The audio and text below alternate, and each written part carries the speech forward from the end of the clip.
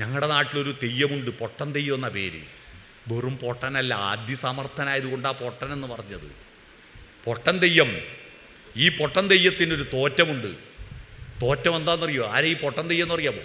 സർവജ്ഞ പീഠം കയറാൻ വേണ്ടി എല്ലാം പഠിച്ചു കഴിഞ്ഞിട്ട് ഉന്നത പീഠത്തിലേക്ക്, ശാരദാ പീഠത്തിൻ്റെ വൈസ് ചാൻസലറായിട്ട് അവരോധിതയാകാൻ വേണ്ടിയിട്ട് ശ്രീനാരായണ ഗുരു പോകുമ്പോൾ അദ്ദേഹത്തിൻ്റെ കൂടെ നടക്കുന്ന സന്യാസിമാർ ഓഹോ ഓഹോ ഓഹോ എന്നതിനാ ശബ്ദം ഉണ്ടാക്കുന്ന. ബ്രാഹ്മണം വരുമ്പോൾ താണജാതിക്ക ദൂരപ്പോ ദൂരപ്പോ ദൂരപ്പോ എന്നാ. തീണ്ടാൻ പാടില്ല, അയിത്തമാണ്, ദൂരപ്പോ. അപ്പം ഇങ്ങനെ പോകുമ്പോൾ ഒരു കാട്ടാളൻ വഴിക്ക് നിന്നു. കാട്ടാളൻ വഴിക്ക് നിന്നു. അപ്പോൾ ശിഷ്യന്മാർ ഓടിപ്പോയിട്ട് ദൂരപ്പോ ദൂരപ്പോ ഓടിച്ചു. അപ്പോൾ കാട്ടാളൻ ചോദിച്ചു, ദൈവത്താറേ, എനിക്ക് ചില സംശയങ്ങളുണ്ട്, അത് ചോദിച്ചിട്ട് ഞാൻ പോയിക്കോളാം. എന്താ? അതാണ് പൊട്ടൻ തെയ്യത്തിൻ്റെ തോറ്റം. ഏങ്കള കുപ്പേല് നട്ട വാഴപ്പഴമല്ലോ നിങ്ങളുടെ ദേവന് പൂജ. ഏങ്കളെ കൊത്തിയാലും നീങ്കളെ കൊത്തിയാലും ഒന്നല്ലേ ചോര. ഞങ്ങളുടെ കുപ്പയിൽ, താണജാതിക്കാരുടെ കുപ്പയിൽ നട്ട് കൊലച്ച വാഴപ്പഴമല്ലേ നിങ്ങളെ ക്ഷേത്രത്തിനകത്ത് പൂജക്ക് വെക്കുന്നത്? നിങ്ങളെ കൊത്തിയാലും ചോരക്ക് ചോപ്പ്, ഞങ്ങളെ കൊത്തിയാലും ചോരക്ക് ചോപ്പല്ലേ ചോറേ? അല്ലേ അല്ലേ? നിങ്ങളറിയുമോ, ഗുരുവായൂർ അമ്പലനടയിൽ ഏറ്റവും പ്രധാനപ്പെട്ട അർച്ചന എന്താണെന്നറിയോ? താമരപ്പൂ അർച്ചന. കാരണം പങ്കജനാഭനല്ലേ, പത്മനാഭനല്ലേ ശ്രീകൃഷ്ണൻ. പത്മം താമര, നാഭിയിൽ പത്മം വളർന്നവൻ. അതിലാണല്ലോ ബ്രഹ്മാവുണ്ടായത്. ആദിമ ചൈതന്യ നാഭിയിൽ വീരിയും ആയിരമിതളുള്ള താമരയിൽ രചനാചതുരൻ ചതുർമുഖനുണർന്നു സർഗം തുടർന്നു. പാട്ട് കേട്ടില്ലേ?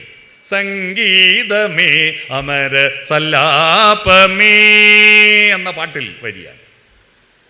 ഈ പത്മമാണ് ഏറ്റവും പ്രധാനപ്പെട്ട അർച്ചന. ആ അർച്ചന നടത്തുന്ന ഗുരുവായൂരപ്പൻ അർച്ചന നടത്തുന്ന താമരപ്പൂവ് എവിടുന്ന?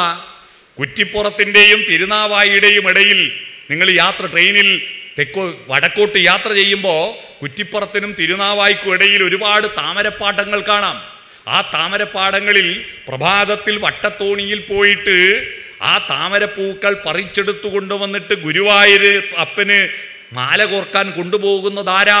സലീം എന്ന് പറയുന്ന മുസ്ലിമും അദ്ദേഹത്തിൻ്റെ ഭാര്യ ആയിഷയുമാണ്. പത്രത്തിൽ ഒരു ദിവസം വന്നിരുന്നു. സലീമും ആയിഷയുമാണ് ഈ പൂക്കൾ പറിച്ചു കൊണ്ടുവരുന്നത്. ആ പൂക്കൾ കൊണ്ടുപോയിട്ട് ഗുരുവായൂരപ്പന് അർച്ചന നടത്തുമ്പോൾ ഗുരുവായൂരപ്പൻ ഇതുവരെ പറഞ്ഞോ, മാപ്പള പറിച്ച പൂവനക്ക് വേണ്ടാന്ന്? അവിടെ നടയിൽ സ്വർണ്ണപ്രശ്നം, സാമ്പൂല പ്രശ്നം, അഷ്ടമംഗല്യ പ്രശ്നം വെക്കാറില്ലേ? ആ പ്രശ്നം വെക്കുമ്പം പറഞ്ഞില്ലല്ലോ. പറഞ്ഞോ? ഗുരുവായൂരമ്പല നടയിൽ ഒരു ദിവസം ഞാൻ പോകും, ഗോപുരവാതിൽ തുറക്കും ഞാൻ ഗോപകുമാരനെ കാണും എന്ന പാട്ട്. ആ പാട്ട് ആരാ എഴുതിയത്? ആ പാട്ട് അമ്പലത്തിൽ പോവാത്ത വയലാറ്, അമ്പലത്തിൽ പോവാത്ത വയലാറാ എഴുതിയത്. ആ പാട്ട് പാടിയത് ക്രിസ്ത്യാനിയായ യേശുദാസ്. ആ പാട്ട് സിനിമ ആരെടുത്തത്? ക്രിസ്ത്യാനിയായ ബോബൻ കുഞ്ചാക്കോ ബോബൻ്റെ അച്ഛൻ ബോബൻ കുഞ്ചാക്കോ. ആ പാട്ട് ചിട്ടപ്പെടുത്തിയ ആരാ? താണജാതിക്കാരനായ ദേവരാജ മാഷ് അതിൽ ചിട്ടപ്പെടുത്തിയ താണജാതിക്കാരനാണ് ഈ പാട്ട്. പക്ഷെ ഇതുവരെ യേശുദാസിനെ ഗുരുവായൂരമ്പലത്തിൽ കയറ്റിയിട്ടില്ല. പക്ഷെ നിങ്ങളറിയുമോ, നിങ്ങൾ രാവിലെ ഒരു 3:45 4 ഗുരുവായൂരെത്തി നോക്കൂ. ഈ ഗുരുവായൂരപ്പനെ ഉണർത്തുന്നത് ആരാ? മേൽപ്പത്തൂരിൻ്റെ നാരായണീയം പാടുന്നത് ആരാ? സാന്ദ്രാനന്ദാവബോധാത്മകമനുപമിതം നിർമുക്തം നിത്യമുക്തം കാലദേശാവദിഭ്യാം അസ്പഷ്ടം ദൃഷ്ടമാത്രേ പുനരുരു പുരുഷാർത്ഥമാനം എന്ന് പാട്ടുപാടി ഗുരുവായൂരപ്പനെ ഉണർത്തുന്നത് മലയാള സിനിമാ ലോകത്ത് ആദ്യത്തെ പാട്ട്. യേശുദാസ് പാടിയ പാട്ട് ഏതാണെന്നറിയാമോ? ആർക്കൊന്നും അറിയാമോ? യേശുദാസ് ആദ്യം പാടിയ മലയാള സിനിമാ ഗാനം അറിയാമോ? ജാതിഭേദം മതദ്വേഷം ഏതുമില്ലാതെ സർവരും സോദരത്വേന വാഴുന്ന മാതൃകാസ്ഥാനമാണിത്. ഇതാണ് ശ്രീനാരായണ ഗുരുവിൻ്റെ വരികളാണ് യേശുദാസ് ആദ്യം മലയാള സിനിമയിൽ പാടിയ പാട്ട്. ആ യേശുദാസാണ് നാരായണീയം പാടി ഗുരുവായൂരപ്പനെ ഉണർത്തുന്നത്. ഗുരുവായൂരപ്പൻ ഉണർന്നാൽ പിന്നെ അടുത്ത് തന്നെ ഗുരുവായൂരിൽ നിന്ന് മധുരയ്ക്ക് പോകുന്ന ഒരു ട്രെയിനുണ്ട്, അതിൽ കയറും. ആര്? യേശുദാസിൻ്റെ ശബ്ദം. എന്നിട്ട് ചെങ്ങന്നൂർ ഇറങ്ങും. ചെങ്ങന്നൂർ ഇറങ്ങിയിട്ട് അടുത്ത KSRTC ബസ് പിടിച്ചിട്ട് പമ്പയിൽ പോകും.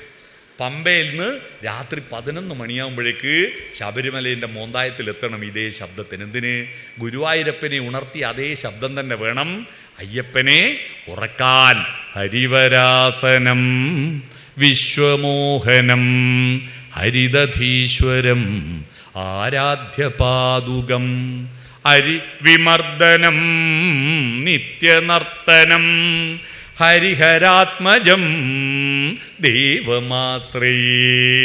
ശരണമയ്യപ്പ സ്വാമി ശരണമയ്യപ്പ, ശരണമയ്യപ്പ സ്വാമി ശരണമയ്യപ്പ.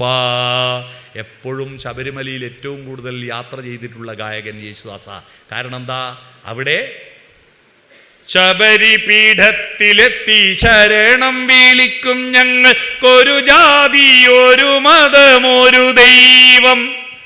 അയ്യപ്പ സ്വാമി അയ്യപ്പ, അയ്യപ്പ സ്വാമി അയ്യപ്പ. ശ്രീനാരായണ ഗുരുവിൻ്റെ ദർശനവും അയ്യപ്പൻ്റെ പാട്ടും കണക്ട് ചെയ്ത പാട്ടാത് അല്ലേ? സ്വാമി ശരണം ശരണമെൻ്റെ അയ്യപ്പ എന്ന്. വേറൊരു മതത്തിൽപ്പെട്ട ദൈവവും നീ തന്നെ എന്ന് പാട്ടുപാടുന്നുണ്ട് ആ സിനിമയിൽ. നിങ്ങൾ കേട്ടിട്ടുണ്ടോ? കേട്ടിട്ടുണ്ടോ? ഹിന്ദുമതമല്ലാത്തൊരു മതത്തിൻ്റെ ദൈവവും അയ്യപ്പ നീ തന്നെ എന്ന് പാടുന്നൊരു പാട്ട് കേട്ടിട്ടുണ്ടോ? തേടി വരും കണ്ണുകളിൽ ഓടിയെത്തും സ്വാമി, തിരുവിളക്കിൻ കതിരൊളിയിൽ കുടിയിരിക്കും സ്വാമി, വാടി വീഴും പൂവുകളിൽ തുയിലുണർത്തും സ്വാമി, വെള്ളിമണി ശ്രീകോവിലിൽ വാണരുളും സ്വാമി, അയ്യപ്പ സ്വാമി അയ്യപ്പ സ്വാമി എന്ന പാട്ടിൽ വിഷ്ണുവും നീ, ശിവനും നീ, ശ്രീ മുരുകനും നീ, പരാശക്തിയും നീ, ബുദ്ധനും നീ, അയ്യപ്പ സ്വാമി. ബുദ്ധനും നീ തന്നെ അയ്യപ്പ സ്വാമി. കാരണം ബുദ്ധനാണ് ശരണം വിളി, ബുദ്ധം ശരണം വിളി. അതുപോലെ അയ്യപ്പൻ ശരണം വിളി.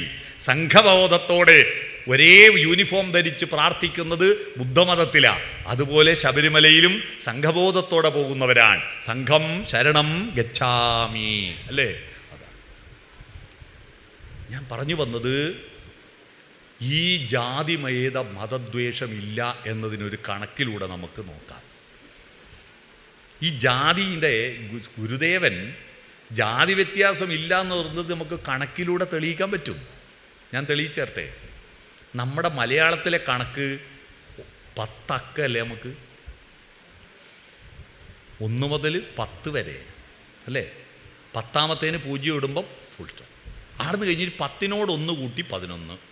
പിന്നെ അടുത്ത 0 ഇടുന്നത് 2 10 20. അടുത്ത 0 ഇടുന്നത് 30. 10 ഇനി 10നോട് 1 0 കൂടി ഇട്ടാൽ ഗുണിക്കണം 10 ആയില്ലേ? ആടെയും 10. അതുകൊണ്ട് പൈസ കൂട്ടി വെച്ചതിന് നമ്മൾ മലയാള ഭാഷയിൽ സമ്പത്ത് എന്നാണ് പറയുക. സമ്പത്ത് അല്ലേ? സമ്പത്താ. 10 കൂട്ടി വെക്കാൻ വേണ്ടി ഞങ്ങളുടെ വീട്ടിലെല്ലാം പണ്ടൊരു പെട്ടിയുണ്ട്, അറിയാവോ? സമ്പത്ത് കൂട്ടി വെക്കാൻ 10,000. 10നാണ് നമ്മുടെ ഭാഷയിൽ കണക്കിൽ പ്രധാനം അല്ലേ? 10ൻ്റെ അക്ക. എന്നാൽ ഹിന്ദി ഭാഷയിലും തമിഴ് ഭാഷയിലും കന്നഡ ഭാഷയിലും ഇതേ 10 തന്നെയാണ്. ഹിന്ദിയിലും 1 10 100 1000. ഇംഗ്ലീഷ് ഭാഷയിലും 10 തന്നെയാണ്. 1 10 100 1000. സംസ്കൃതത്തിലും 10 തന്നെയാണ്. 1 ദശം ശതം സഹസ്രം.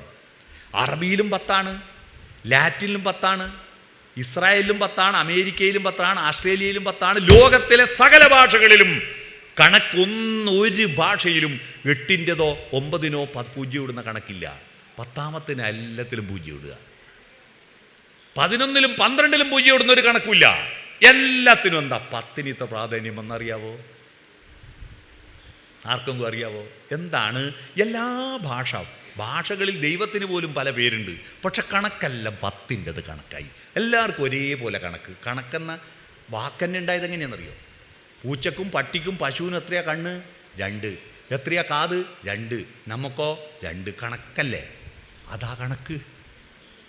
കണക്കെന്ന വാക്കുണ്ടായത്. അതും കണക്കാ, ഇതും കണക്കാ. കണക്കാ ടാലിയാവുന്നു.